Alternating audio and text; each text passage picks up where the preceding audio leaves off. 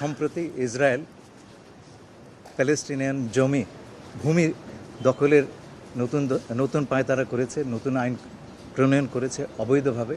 মাননীয় প্রধানমন্ত্রীর পররাষ্ট্র বিষয়ক উপদেষ্টা জনাব হুমায়ুন কবির,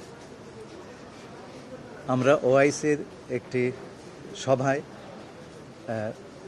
সৌদি আরবের জেদ্দা শহরে গিয়েছিলাম পররাষ্ট্রমন্ত্রী হিসাবে এবং প্রধানমন্ত্রীর পররাষ্ট্র উপদেষ্টা হিসাবে। এটা আমাদের প্রথম বৈদেশিক সফর এবং এই সরকারেরও এটা প্রথম বৈদেশিক সফর।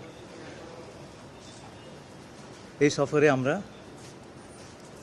ওআইসির একটা বিশেষ এক্সিকিউটিভ কমিটি মিটিংয়ে অংশগ্রহণ করেছি, যার প্রধান উপযোগ্য বিষয় ছিল সম্প্রতি ইসরায়েল প্যালেস্টিনিয়ান ভূমি দখলের নতুন পায়তারা করেছে, নতুন আইন প্রণয়ন করেছে অবৈধভাবে, এবং সেই বিষয়ে আমাদের জোরালো প্রতিবাদ এবং কার্যকর ব্যবস্থা গ্রহণ, এই দুটো বিষয়ের উপরে আমরা বিস্তারিত আলোচনা করেছি। বিকাশ পেমেন্টে 10,000 টাকার বেশি অফার, শপিং চলছে তো। এছাড়াও এই সফরের সময় আমি এবং জনাব হুমায়ুন কবির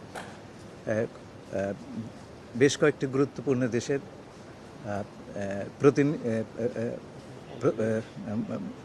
প্রধান প্রতিনিধিদের সঙ্গে আমরা আলাপ করেছি, প্রতিনিধি দলের নেতাদের সঙ্গে। এর মধ্যে রয়েছে সৌদি আরবিয়া, তুরস্ক, প্যালেস্টাইন, পাকিস্তান এবং গ্যাম্বিয়া। তারা সকলেই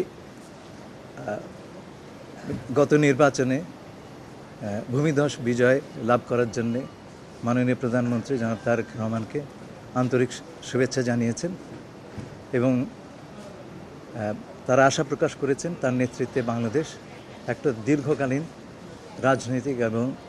রাজনৈতিক স্থিতিশীলতা এবং ব্যাপক প্রবৃদ্ধি অর্জন করতে পারবে। এছাড়াও আমরা দ্বিপাক্ষিক বিভিন্ন বিষয়ে কথা বলেছি। এসব দেশের সঙ্গে আমাদের সম্পর্ক জোরদারের জন্য বিভিন্ন ব্যবস্থা গ্রহণের আলোচনা করেছি।